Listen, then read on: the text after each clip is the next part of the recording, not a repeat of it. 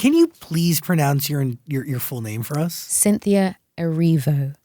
No. You have a... Oh, my full name. Okay. Okay. I was like, because here's the thing. Not a crazy question. You have no idea how many times people mispronounce the Erivo in my name. So I was like, sure, Cynthia Erivo. But I know what you mean now.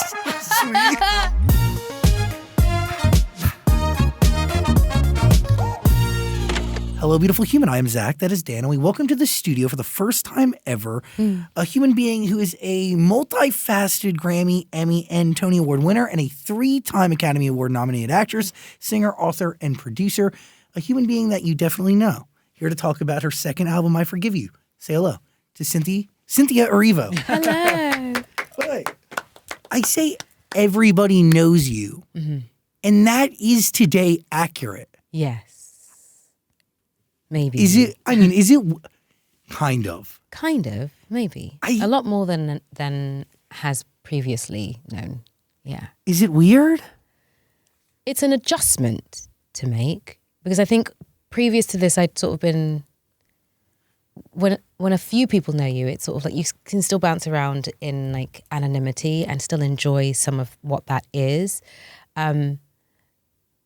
And there are moments where I trick myself into thinking I can be completely anonymous in spaces, and then I realize I am not. And that's when it's like, oh, this is different. But it's still really sweet. People are still kind when they meet me, so that's a nice thing. Yeah. You still want to go out and experience what you can. Yeah. Oh, I do. I'm very stubborn. I want to be out. I want to go and explore. I want to go for walks. I want to go shopping, like actually in the stores. Like you'll see me out and about. But the truth is too, is like, it's also a trial and error thing because you don't know. Like you really don't. You don't know, like, okay, a mall, like. How does that look? Yeah, you have to experience yes. it. Yeah, you can't tell until you're there. Yeah. It's so, and I gotta say, like, you are genuinely one of the greatest actresses and voices of a generation. So for this to be the role that puts you at the forefront of everyone's mind, it is really very special. But also to release music and make music at this stage of your life, different than when you were making it in 2020 and 2021, right? Very much so. Very, very different. I'm really grateful for what's happened because it feels like the timing has been sort of kismet, you know? It means that I can share music, but there are eyes and there are ears that are sort of ready to listen and hear. And it's interesting because now I'm trying to share something that feels very, very much like me. And so I get to, there's like, being introduced to loads of new eyes, but also at the same time sharing who I am behind the characters that I play and the people that I love playing, but you get me as well. It's like, does it change the way you create knowing that all these people are watching? Does it push your desire to share your true self? Yeah, I think it makes me more determined to be as honest as I possibly can. Yeah. Why? Because I feel like we're in a space where we're very afraid to be imperfect. And I don't want anyone to think that I'm perfect. I don't want anyone to lose sight of the humanity that a person can have. And I don't want anyone to lose sight of my humanity. And I don't want to lose my humanity in all of it. Do you feel like making music allows you to keep that humanity? I think so, yeah. Because I think it connects me to the root of why I began this in the first place. I have a real deep love for music, a real deep love for singing. I feel like it connects me to a source. I feel like it connects me to people. And keeps me, I guess, honest in a way. Yeah. I want to talk about the honesty, which, by the way, like, it is 4 acts on this album of complete and total honesty and very much your story. Yeah. Through and through. Yeah. But you talk about a source. Yeah. I do wonder, as I've watched you perform so many times, do you feel like you are connected to something larger when you open your mouth? I think so. Because I don't ever feel like it's just for me. You know what I mean? Does that make sense? 100%.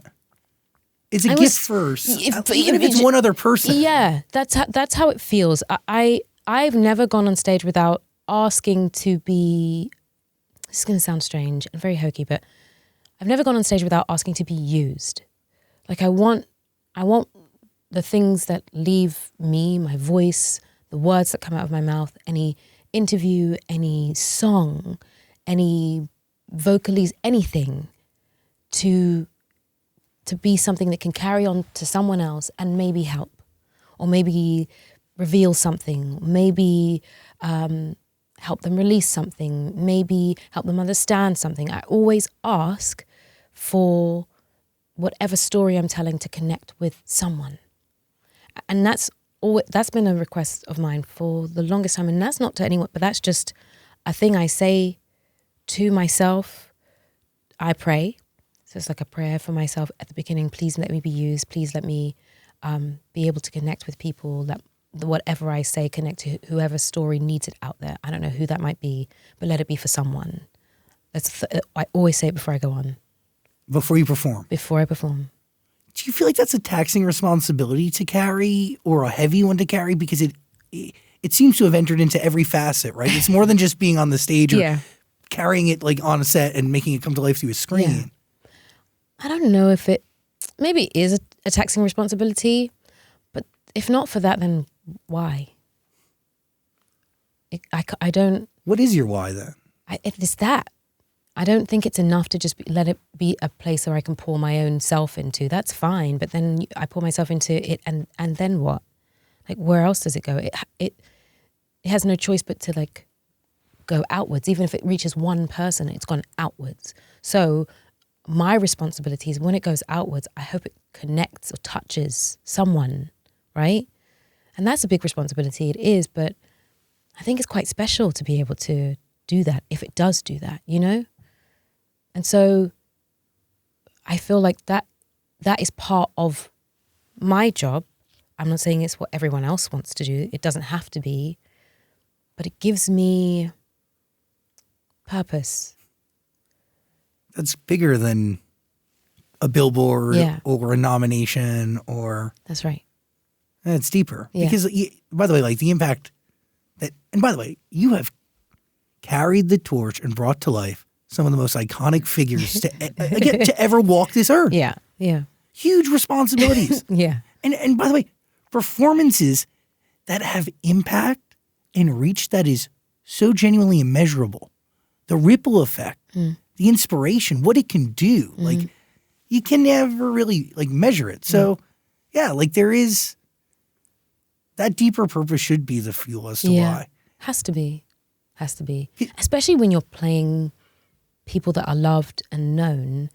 That had to always be the purpose. It's like, what does this person, what would they have wanted to say? How would they have wanted to have shared themselves with the world?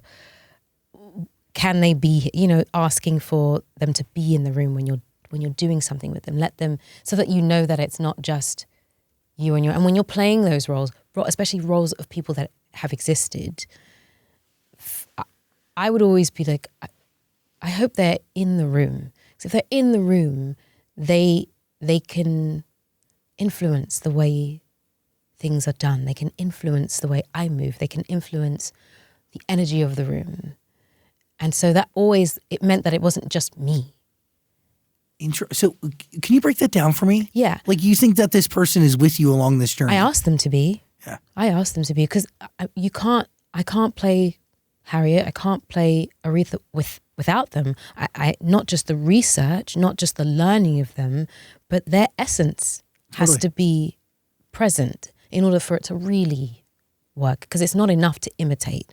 And I always knew that I wasn't just going to imitate, because I can't imitate. Imitation, yes, is, a form of flattery, but if I'm actually trying to tell this person's story, if I'm trying to be that person, I want them to be around. I want to feel that their energy is somewhere. Totally. It's so fascinating that it is unique. Like, almost all of your roles have been like characters that have existed that you have brought to life, and you have desires to.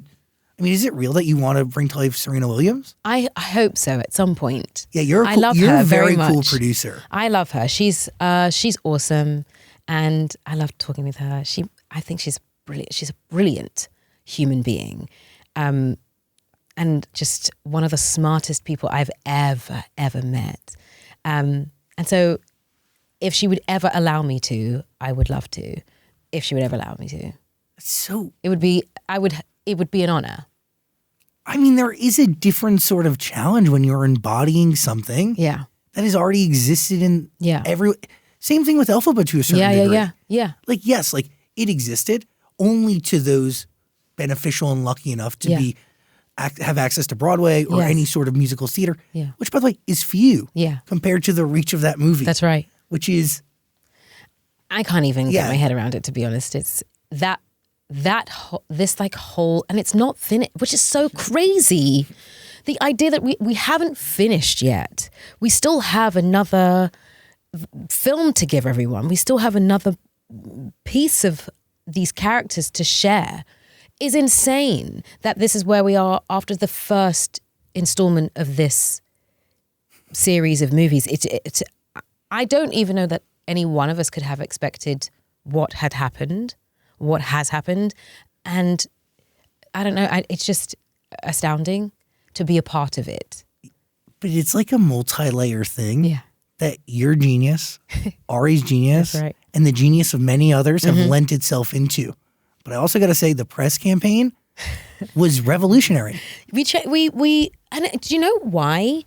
Because I think the two of us just were very much ourselves. Yeah, and you also I know her very well. Yeah. You are similar energy. Yeah. The first second I met you on that carpet, I was like, oh, this is familiar. Yeah. This is I know this energy. Yeah. It was so cool because when we first met, it was like, oh, I know you. This is, and it's what kept growing throughout the whole process. And I think for a while people were like, this can't be real. This can't be. But it is. It is. And I say it present tense. It is. I have spoken to her several times this week, several times in the last couple of weeks about anything and nothing. And we're like, where are you? I'm here. Can we please get some time together? We need to make sure that we spend some, it's a proper friendship relationship. It is, and that is, you were just watching it unfold in front of you, and it was real and genuine and true. And we are trying to make sure that we take care of that, Yeah. Because that does come first to a certain degree. And by the way, it lasts forever. Yes. After all of this is done, after all of the films are done, after you've seen us as our characters, the things that last are the relationships that you have and how you treat them. And so we know that once we put this down, this is inevitably going to be a part of our lives forever, yes. But the thing that really is going to outlast it is how we are with each other, how we treat each other, how we take care of one another, how we speak to one another, how we work together. That's the important thing. It has to be. And I will say she is the most beautifully loyal human being. Oh my God, to a fault. I mean, it is. She's amazing. She's the best friend a human being could have. Truly. She will always be present. One of the reasons why this album even exists in the first place. We have to get into the backstory because I hear about this from Wendy Goldstein. Yeah. And I was petrified. I was like, I don't know if I can do this again. What is motivating the desire for a second album? Does somebody come to you? What really starts it? What starts it is I'd been hearing music in my head anyway, and I was like, oh, I keep hearing songs, and I don't know if I can even sit down to begin starting this, and I don't know if I want to do this again, but I know I want to do this again. And I was starting to get what we call the itch to begin again, but I was so scared because the first experience of it wasn't what I wanted it to be the first time completely. And so I was afraid of doing it again. I remember we sat on the floor in the corridor of the rehearsal space. There's we had little green rooms for ourselves. My green room's over there, her green room's over there. We have these little, I remember it like it was yesterday. We have these little welcome mats that say the witch is in. And we sat on the floor outside. Lord knows why we sat on the floor outside. I remember it. We were on this carpet, sat on the floor outside of our little green rooms. And I was like, I don't know if I can do this again. I don't know if I want to make music again, because we sort of started talking about it. And she was like, you have to. I was like, but I don't know if I'm at the right home. I don't know if I'm like in the right space with the right people for it. I'm not sure if the team's right for me. She was like, well, I know someone who could be really helpful. We should speak to Wendy. I was like, what do you mean speak to Wendy? I'm just going to call Wendy? Who, like, what? What? And then it, like, this literally a chain of events begins where she calls one person who calls another person. I'm on the phone with Lucian Granger at one point, and then I'm speaking to Wendy, and then I remember like it all sort of like winds down to then I'm on the phone with Wendy, and Wendy's going, I have an idea. It's your voice. That's what you have to do. It's just your voice. And yeah, I was like, oh yeah, just use the voice as an instrument. Center this thing around your voice. That makes sense. I can do that. And then I start writing. It literally almost immediately I started writing. And I'm doing this in tandem with filming. And we finished the album whilst I'm on the press tour. Wait, so you're writing this? I was writing it and finishing it whilst we're shooting and doing the So press you're tour. in and out of Elphaba while writing this album. Wait, how do you channel both realities like that so deeply? I don't know. It didn't feel difficult. I think because I felt really open when I was playing Elphaba. I felt really creative. Empowered? Yeah, I think that's it. I think I felt empowered and I felt really safe. Wherever I was, I felt really safe. I felt safe on set. I felt safe with Ari, and I felt safe with my producer, and I felt safe with Wendy. And so everything is sort of like getting organized as we're filming, and then I start to record just as we're finishing up. As we're hitting our stride for the press tour, I'm recording everything, and we finish just as we finish the press tour. It takes 396 days in total to finish the album. Wow. My wonderful producer, co-writer, Will Wells, kept a clock on his phone one day, and he was just like, just so you know, I've been keeping a clock. It's taken us 396 days to do this. That is, by the way, work well worth it. Thank you. I mean, we're talking about 20 songs here. Yes. This is a real thing. And more. We wrote more songs. And you had to, we wrote more, cut and it I to had 20. to cut it down. How many more did you write? I think we wrote 26 songs or something in total, excluding the interludes. I just got to say, what Elphaba allowed you to do is what she's allowed dozens of millions of other people throughout the years to do. Yeah. And courtesy of that movie, it's been amplified. Thank you. I'm glad of that. Yeah. But like, it's just beautiful to see that impact and like what it means to the person bringing that to life for everybody. It's been a really wonderful experience to see and to feel how creative I can be, and how I felt so focused and ready to do it. I felt really, we use this word a lot, but in alignment. Like everything was like, oh, this is right. I can do this. And I could see really clearly what I wanted and what I needed and what I didn't want, and what, even when it came to like what this album needed to be, like the order of things, I was really willing to almost like listen. So that even the title of the album, that came, there was another title and I was like, that's not quite right. I feel like I'm trying too hard on that. That's not. And then this album, the name just sort of like dropped in. Oh, that's what it's supposed to be. When did you realize that? It was after everything had been written, and I had a working title for a while, and it didn't feel right. So I was like, that's not the title. Something else is. I was like, what am I actually? What am I trying to say? What do I want to say? And the words "I forgive you" came out, and I was like, oh, that's it. It's simple, but it's also really hard to say sometimes. And it's hard for us to say. And I thought, wouldn't it be a really beautiful thing for people to be running around saying the words, I forgive you, all the time? How wonderful it would be for me to sit and speak to people about something that's called I forgive you. It's like putting the right energy into the universe. What about these songs lent itself to that? I think a lot of them were spaces where I was looking back on things that I'd been through, things that I had not been proud of, things that I had been hurt by. And so deciding that actually the best way to move forward is actually to let some of that go, to allow for mistakes to be moments to learn with. But the only real way you can do that is if you go, actually, I'm going to let that go. I'm going to forgive myself, and I'll forgive anyone in my life who has caused any hurt, because I don't know where they were at that point in their lives.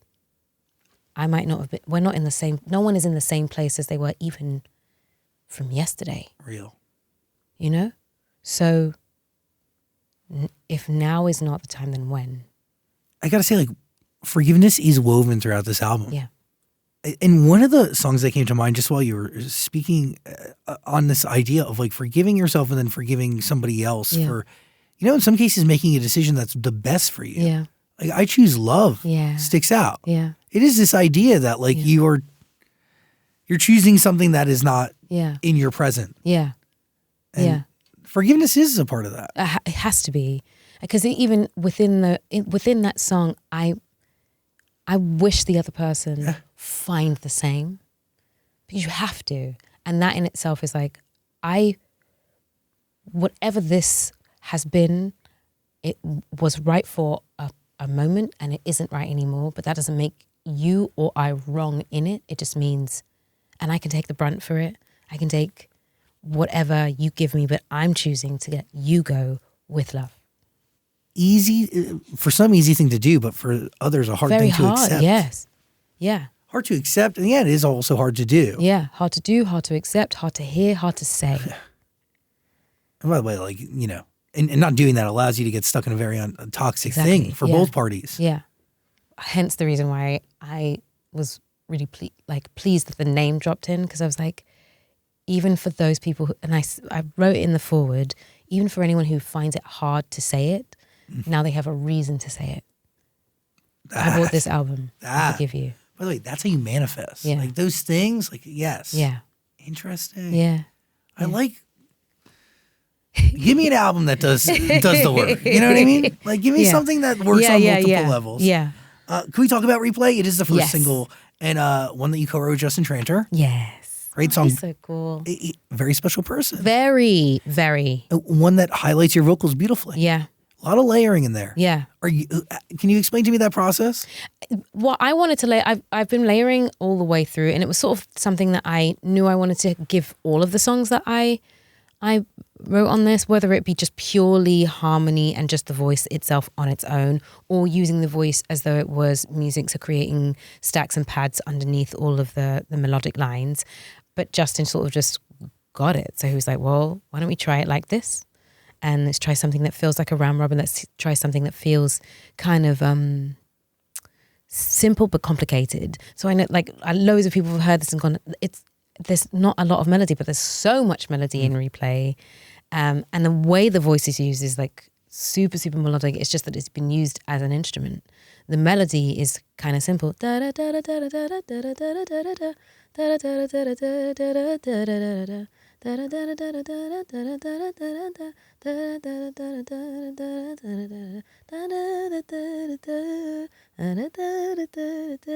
Simple, right? But you've got in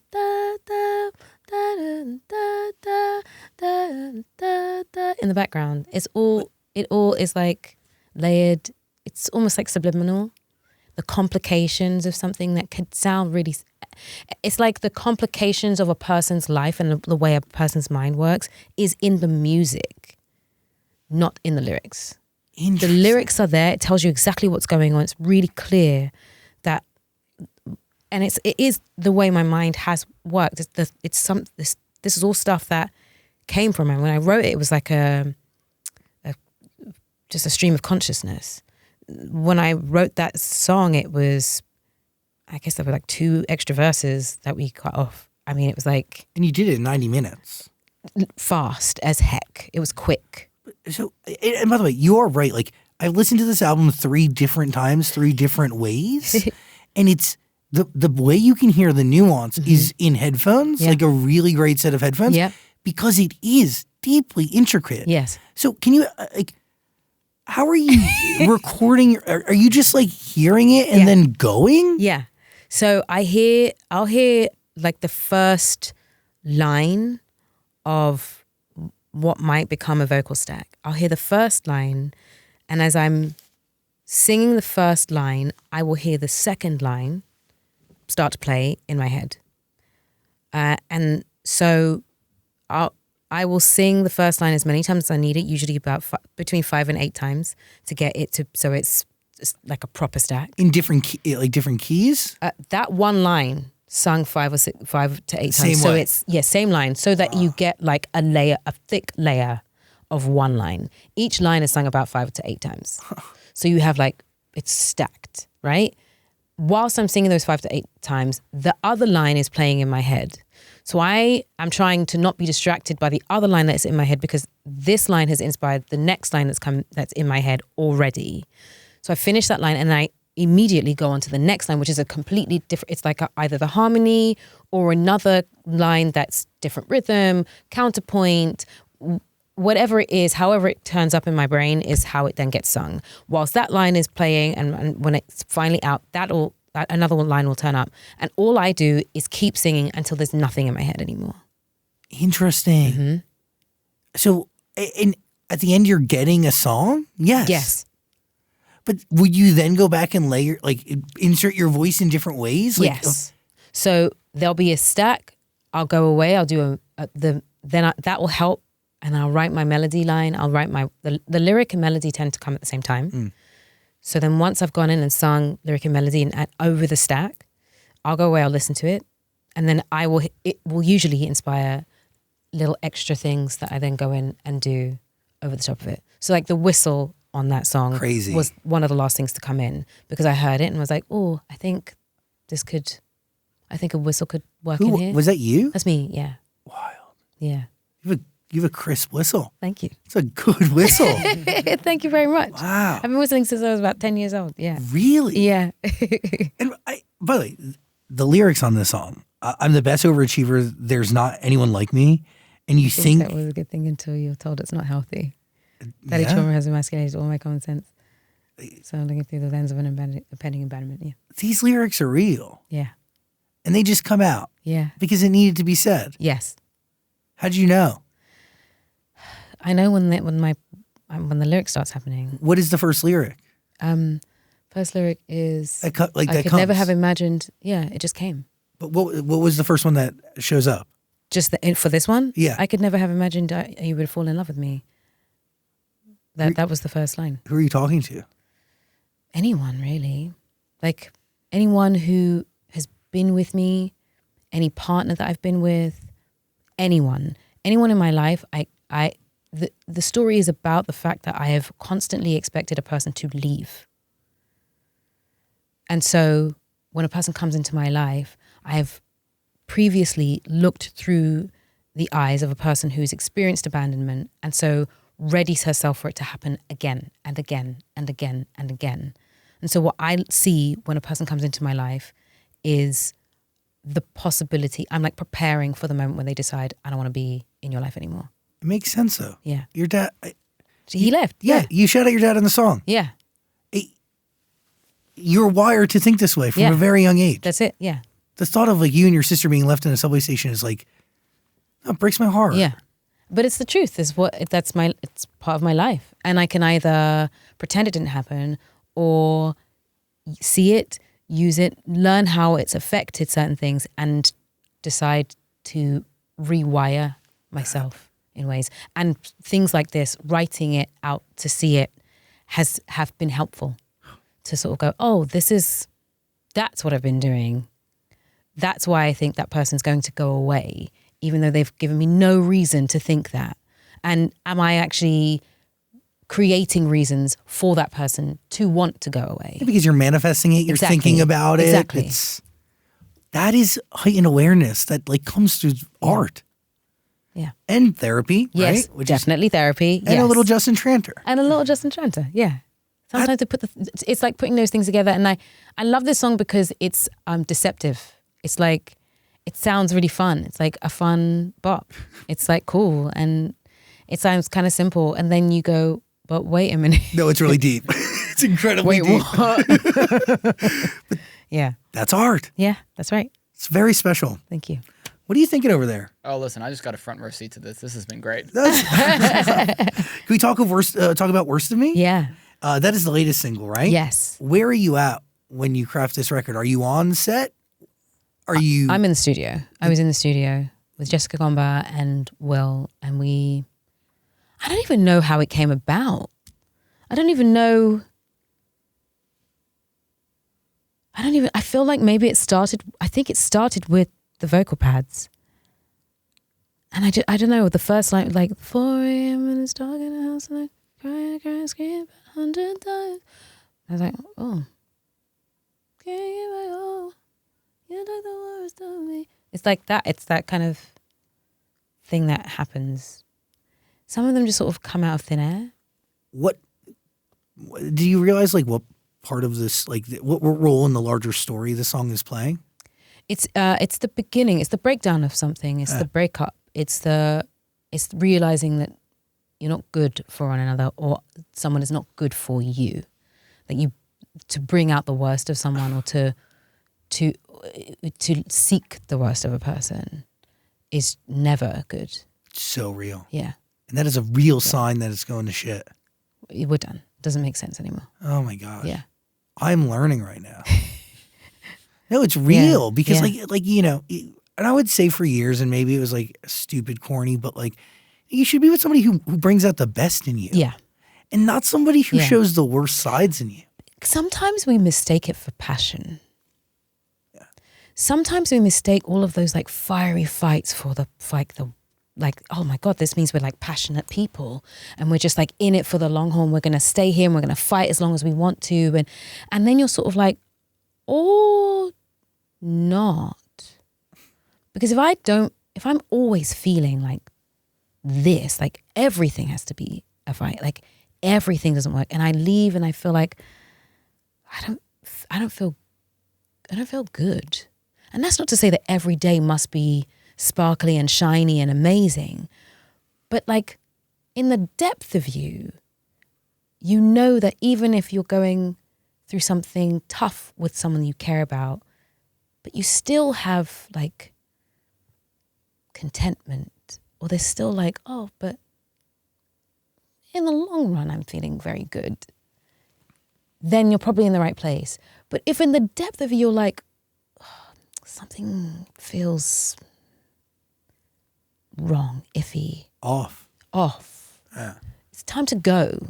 And we don't often listen to that feeling until it's like too late. So real. Yeah. Well, because it's like hard to go for a bunch of different reasons. It was very hard to go. A friend of mine said that people don't know how to exit. No. People mistake how to exit constantly. Ugh. And that's everywhere. Relationships, work, friendships. Nobody knows how to do it. Or people are too afraid to do it. And so they end up doing it wrong. Real. Mm-hmm. Wow.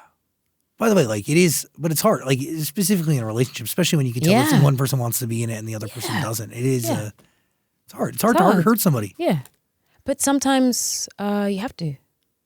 Because in the long run, that moment of hurt doesn't mean that they will be hurt forever. And also actually might create space for both of you to go and find what you're meant to find. And that's what I keep thinking is like, you know, by sticking in this, like I'm ultimately hurting the other person too. That's the thing. Like it's either a short amount of hurt or a long period of hurt that will last a lot longer and leave a deeper mark, right? Yeah. I can be like, okay, this doesn't work anymore and this hurts for now. It might hurt for a year, but it won't hurt for the next 10 years. How do you know you're at a place where you can write a song about this? When it starts coming being out. written. Yeah, that's literally it. When it started coming out, when I started writing it, that was like, well, I guess this is what I'm writing about. I feel like a lot of these things were stored within. Yeah. And then like Elphaba and a whole bunch of life helped like bring it out. Open. Yeah. Yeah. Yeah. So really special. Thank you. Brick by Brick is a great song too. It is about rebuilding of oneself. A song that right. you said like helped exercise some demons out of your. Yeah, of my like life and things that had happened. Yeah. What Yeah. What are we talking about? Demons. Hard to talk about, but like tough things that I've only really shared with like one or two people. But like, yeah, it really is a rebuilding of self, physical space. You know, that confidence. Yeah. Is any of this, do you feel like at any point in the creation of this, like maybe too personal to actually share? I'm sure some of it is too personal to share, but I don't really know how to write it any other way. Brick by Brick is really special. Thank you very much. Thank you. And it comes towards. It was hard to sing, hard to write. It was just that was a tough one to do, but I needed it. I needed to. You're making music for you. Yeah. And for anyone else who needs it, really. But it starts with you. Yeah. Has to. You got to listen to the album, by the way. I Forgive You is waiting for you. There's a link below. It's all on Amazon Music. Grace ends the album on a very peaceful note. Yeah. Who is on that voice memo at the end of it? Grace. Who is Grace? Sweet little girl who I strangely met whilst we were on the tour. We were asked, she's not with us anymore. And she'd asked to see the film, and we showed her the film, and she was sweet and fiery and funny, and I got to meet her, and we over the phone we were talking, and I got to FaceTime with her, and she sent that video. She sent this video after she'd watched the movie, and I wrote the song, and I sent the song to her family, and I asked if I could use her voice, and they said yes. And that's what she said. And I just thought, how apropos. It's such a lovely thing to hear from someone. You did good. You did really good. And I love everything. I love you.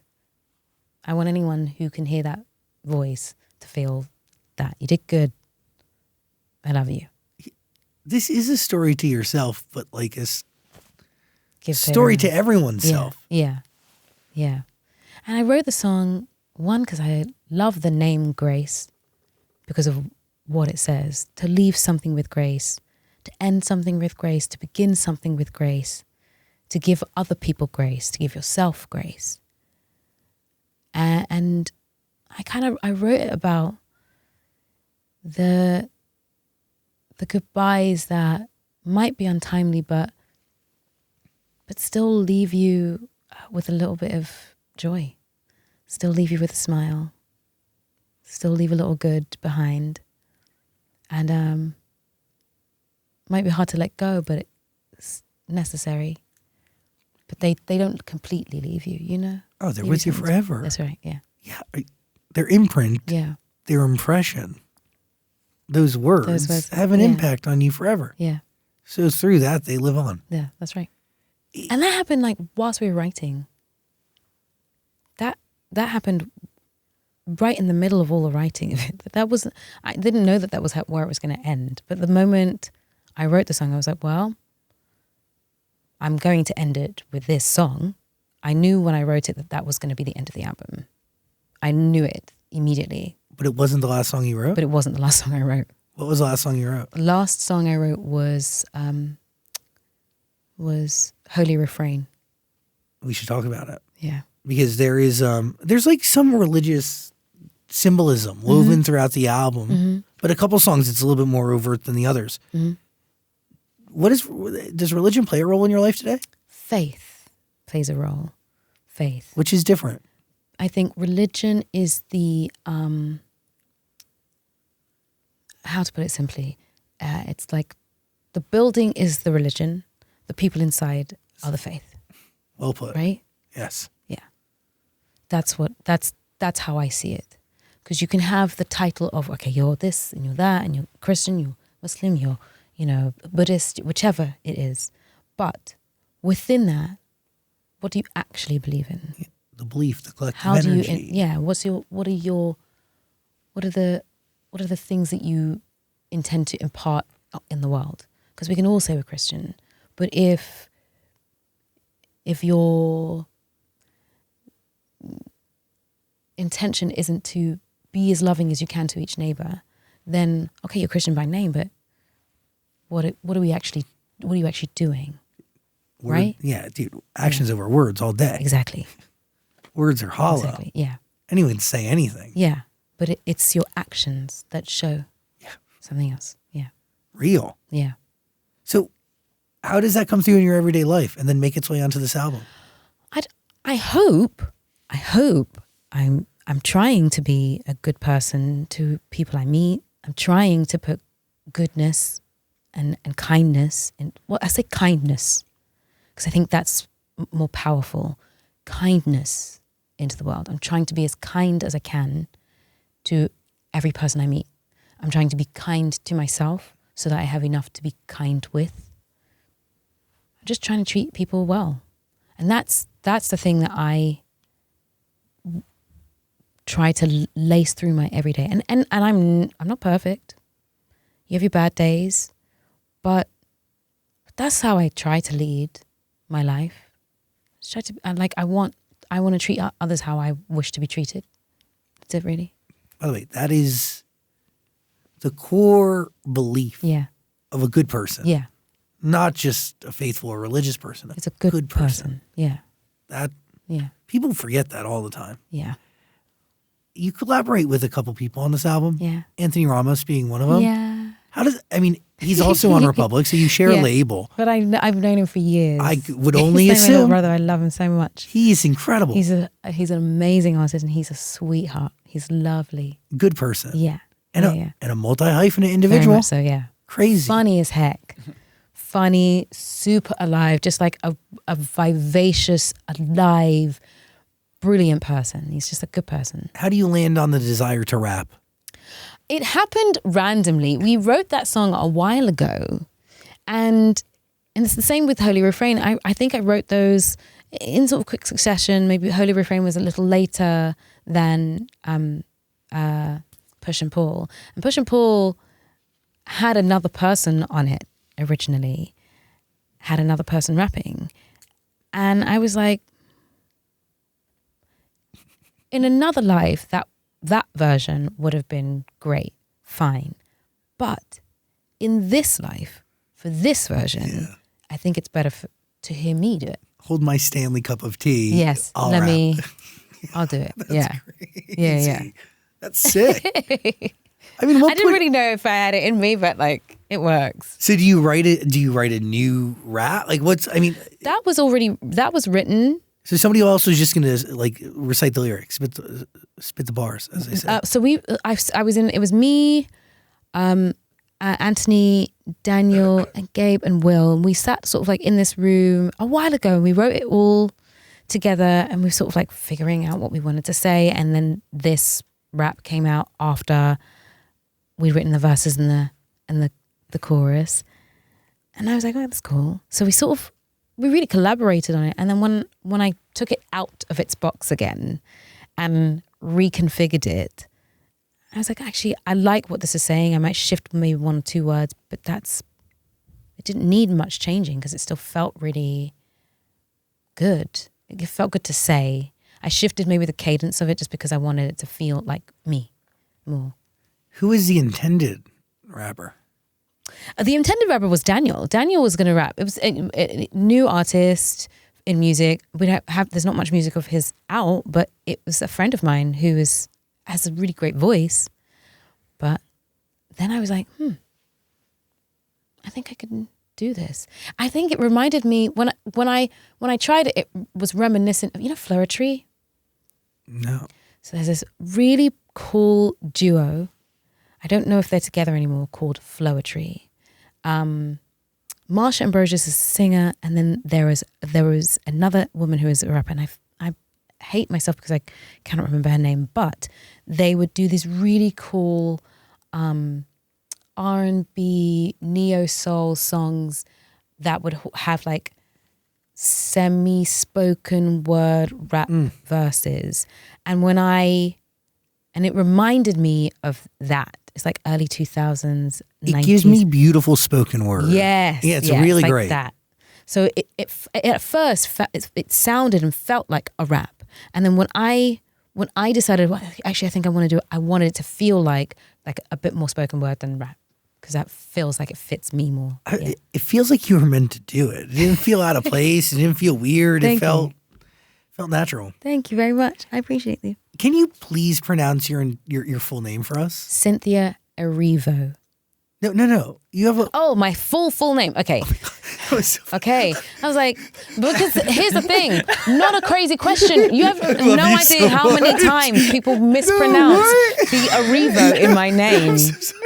So I was like, sure, Cynthia Erivo. But I know what you mean now. Sweet. That was like one of the most wholesome things to happen. I felt like you were in school. Like, no, that just felt like it was like school and you were introducing yourself to the class. I think that was like that is the perfect example of the type of person I am. I was like, oh, sure. There was absolutely no judgment in it at all. I was like, oh, sure. But by the way, your real name is 7. It's 7 names altogether. Okay, let's get... It's beautiful. Thank you very much. But I don't want to... Please. I'll say it. I'll do it for you. So it's Cynthia Chinasoku Onyidemanazu Uezoke Amarachoku Achimana Erivo. But there's like a confirmation name, Perpetua, in there as well. So can you explain the origin of that and the history is tied to it? They're all Igbo Nigerian names. And I really only know the translation for like 2 of them, because maybe my memory is the worst. But my mother gave me, I think this is Chinasoku, which is what it means. And yeah, so Chinasoku is like God is always watching, as in like taking care. And Onyidemanazu, it's hard to translate exactly, but it's almost as if it's like you look forward. It doesn't matter what people are saying behind you, because you can't see that. If you look forward, that's the thing that matters. Yeah, goosebumps. Yeah. That's what it means. Is that not a reminder as you enter into the last few years of your life? Yeah. You just keep that way. Whatever's going on behind you, whatever people will say behind you, doesn't matter. But what is in front of you is for you. That's so cool. Yeah. Because whether you introduce yourself as your full name or not, it still is seeped into your... It's right there. Yes. Yeah.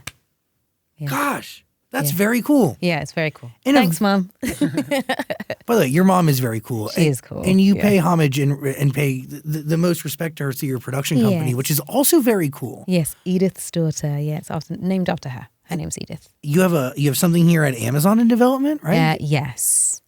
It sounds cool. I'm not allowed to say. Yeah. It's like a space thing. Yeah, right? yeah. Blink speed? Cool. Blink speed, yeah. It's kind of cool. Yeah. We've got some really lovely things on the slate, and we're like working through them now, and I'm excited because some of them are coming into production now, and we're getting close to getting on our feet and getting it into like production. It's kind of cool. I get to be like a proper producer. It's great. That's a big deal. Yeah, it's a huge deal. Because that's what I want.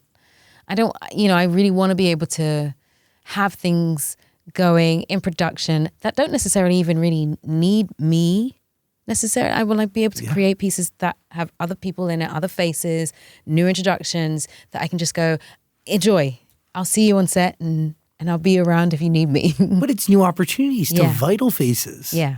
You have a larger mission behind this, right? Yes, very much so. I want to be able to bring to the forefront and normalize some of the ideas that people like me, black women of color, don't necessarily get to play in. And like, let's be spies, let's be aliens, let's be superheroes, let's do all of those really cool, fun things that we don't get enough of. And I love all of those genres, but I rarely see a face like mine in the lead. And the more I do it, the more I get this company going, the less I want to be in these things. I want to be able to say, well, I noticed that girl at her drama school and I put her in it. I want to put this young actress in it, or this young actor, and I saw him and he was really cool. And, I want it to be a place where new talent can really thrive and they can work in really good pieces of material. Yeah. By the way, the only way that this ecosystem continues to flourish and thrive, We need it. a rising tide floats all boats. Yes. So when people choose to share that with others is a very big deal, and give opportunities to those who that's wouldn't right. really get it. No. How about you playing Jesus in Jesus Christ Superstar? Oh, Yes. I'm How going. cool is that? I gotta say, crazy. I'm excited. I'm very, very excited. I've loved this music for a very long time, and I'm excited to sing Gethsemane. It's like the song. I'm so excited about working with some of the people that are going to be on stage with that I'm not allowed to announce because I'll get into trouble. But there's some really amazing people. It's going to be a fun couple of days. Yeah. And at the bowl too. It's just, and I saw what the design is going to look like. Oh, it's juicy. It's going to be really cool. Can you explain to us how someone who performs 8 shows a week on Broadway is just built different to take on quite literally a plethora, almost anything in this entertainment sphere? You get a level of discipline and training that you simply just cannot get anywhere else. Your stamina for things is built up because to do 8 shows a week, you really have to be a bit like a soldier. You have to learn about what your voice needs. You have to learn about what your body needs. You have to learn about what your limits are, what aren't your limits, how far you can go, what your brain is like after 5 shows, and can you sleep between shows? No, you can't sleep between shows. Do you need to be quiet, or do you need to keep talking? All of those little tiny nuances that tell us what our instrument needs, you have to learn immediately because it's the only way you can get through 8 shows. The only way. And everything after 8 shows becomes a little easier. If you can do that, if you can do 8 shows, you can do an 18-hour day in your sleep. It really does make it easier. It really does. Like it's a type of muscle that you really can't get anywhere else, and you know what it's like to have to do something in front of a live audience, and so doing it in front of a camera doesn't necessarily scare you because even those people in the room, they're your live audience. Yes. You use your camera operator, you use your DOP, you use your director. They're the audience for now. You know, you start to be able to connect the dots between what it is to be on stage in front of a live audience and what it is to be in front of a screen. When you're cutting vocals for this album, or even just singing, like when I first met you at the Grammys, right? Yeah. When you're singing on stage, are you thinking about what you're doing vocally, or are you emotionally just just going for it? Like once like I've had my state. once I've done my first couple of rehearsals to know what kind of emotional marks I need to hit, what I want to say with it. Once I've understood the music and I've understood the melody, then I'm just sort of in flow state. I have to be, because if I start thinking about it, then I'm not in the right place. If I start thinking about it, then it's actually about me. And if it's about me, it's lost. Interesting. Yeah. What are you looking for emotional markers? People. I'm aware. I'm really aware of people. When I'm singing, when I'm on a stage, I can see people. Like I never like the lights to be too low because I want to catch people's eye. So are you judging that when you're working through a song or like sound checking something? I'm like, where am I going to be? Like, I always need to know, like, physically, where will I be? Where can I be? Where can I go? Can I go over there? Yes. Can I go over there? Yes. Can I go over here? Can you? And especially if I have an orchestra behind me, I want to know that because, and this is always really important for me because it's an interesting thing when you're working with an orchestra because your back is to them. So they're basically staring at the back of your head the whole performance. And so for me, I want to find out ways so that the energy isn't going like this, but like this. I can send energy back. They can send energy forward. They can get energy from me. I can get it from them. So sometimes I will turn my back on the audience to face the orchestra. Yeah, because that's so almost they know more important to a certain degree, right? that I want them to, this has to be a conversation. Yeah. So I establish what's the conversation we're having.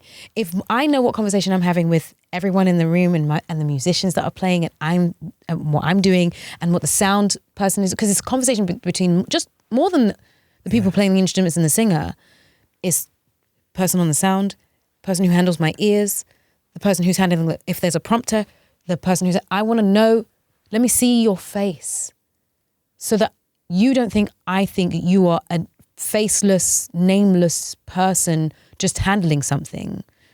I know that you're there, you know that I'm here, and you know I know you're there. That's like a very theater thing, right? Because we're all involved. Well, We're you all count in on it. everybody. Everybody is involved. Such a Everybody theater makes the thing. performance. I think sometimes we forget that, and there are definitely performers who forget it's not just you. It's actually the collection of everyone. Oh my goodness! It's not just you. It's the person who's doing the lights. It's the person who's handling the wedges. It's the person who's handling the microphone. It's the conductor. It's the first violinist. It's the oboe player. It's the clarinet player. And if they know that you know that they exist and they're there with you, it makes the most magical feeling ever, because the entire thing is filled with energy. It means everyone's invested. And if we're all invested, then when the performance begins, the only thing we all have to concentrate on is what we're giving outwards. People want real music again. I think so. Right? Instruments matter. Yeah. Like voice matters. Yeah. And yes, I think there is always going to be a sector of what electronic and what you can do with technology. But there's It's the texture, it's the feeling. You can never duplicate Yeah. it. I've live instruments all over this thing. I mean, you can hear it. Yeah. The whole thing is, I mean, yeah, it's your voice and real music. Yeah, we have a whole string orchestra, which was one of the best days of my life, to sit in a hall with an orchestra, a string orchestra, listening to them play your music. It's different than anything you've done before. I cannot tell you how amazing it felt to be in that room with everyone. I can't tell you how amazing it was. And everyone was so kind, so connected. And this is a message for any artist who is out there. If you have live instrumentation on your music, on your album, please go and be there as they're recording it. Go and be in the room as they're making it, so that you are connected to them as they play this music, and they are connected to the music that they're playing, because now they know who sung it, where it's come from, why. You can share the stories. It was so wonderful to be able to sit in a room full of human beings playing this music that is mine, to tell them, hey, this is where it came from. So play with this intention. This is the intention that this was made with. So try this.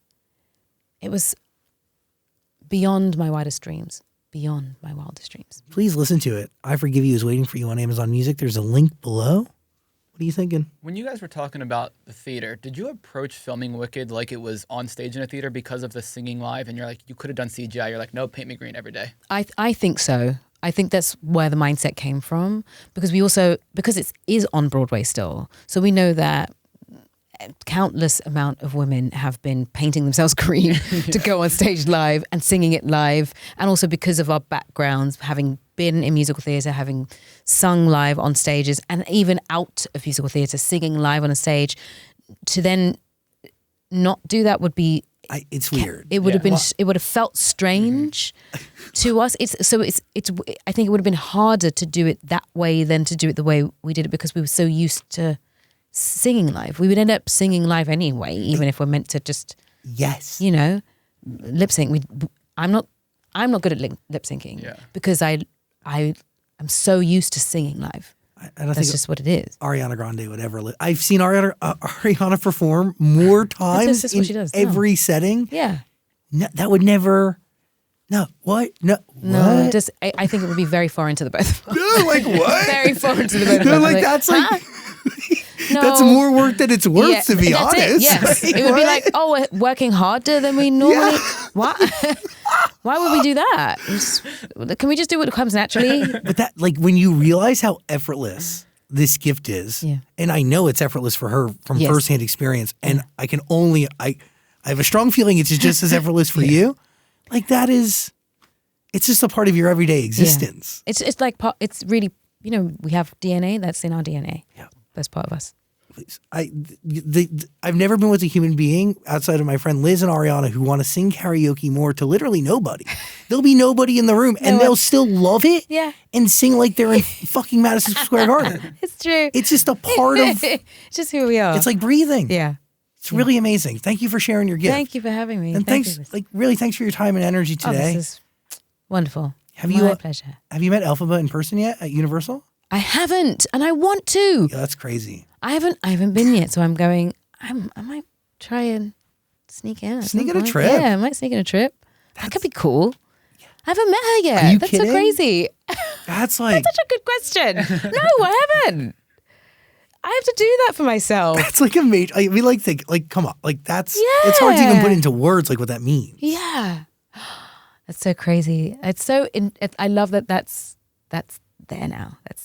That's fun. And by the way, going to be there forever. I hope so. Yeah. Thank you for your work in all ways. Thank you. Thank you for your time and energy today. Thank you for having me. Please listen to the album. It's worth your time. It's called I Forgive You. There's a link below. You good? Yeah, the one last thing I just want to ask is like, you're so busy, you have so much going on, but you still find time to be a teacher? Oh, yeah. That's incredible. You teach at the school you went to. Yes, so I'm the vice president of the Royal Academy of Dramatic Arts, but I've been going back for a while. I think this year was the one year I really couldn't actually make it back, but I think I'm heading there at the end of this month, and I might pop in and see if I can try. But yeah, I've been teaching what some people call performance through song, but essentially it's teaching people how to connect the dots between their acting lessons and song and melody, and putting what they learn in their acting lessons into a performance for a song. So it's like, all connected. Yeah. And that's everything. That's the test of a true artist.